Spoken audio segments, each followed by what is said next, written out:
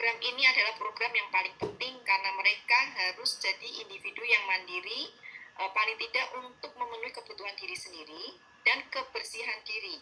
Jadi seperti kemampuan BAB, BAK, mandi ya, itu yang menjadi fokus.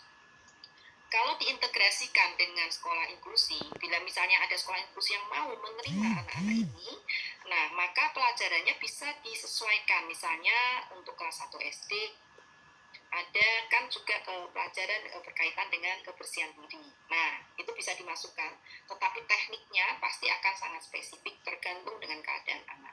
Itu yang pertama.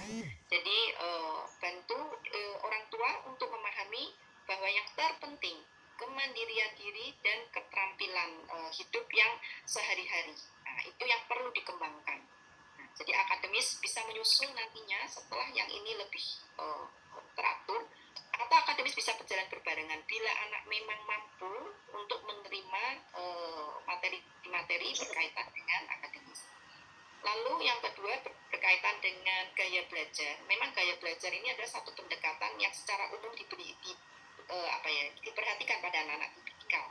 Tapi pada anak-anak berkebutuhan khusus, terutama autistik, maka gaya belajar seperti yang tadi saya sampaikan, Teach itu memberikan satu panduan gaya belajar anak-anak autistik.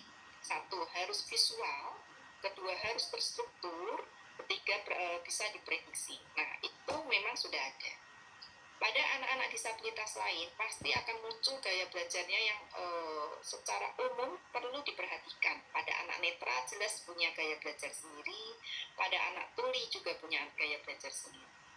Lalu pada anak-anak ADHD atau pada anak-anak dengan masalah pembelajaran ya seperti mungkin disleksia dan lain-lain, lebih diutamakan dahulu mengatasi tantangan-tantangan disabilitasnya atau tantangan-tantangan hambatan perkembangannya. Itu dulu yang harus dihadapi. Nanti setelah itu baru kita bisa ke lapisan berikutnya berkaitan dengan gaya belajar.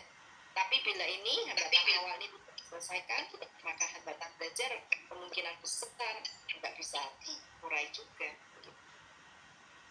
Mungkin itu dari saya.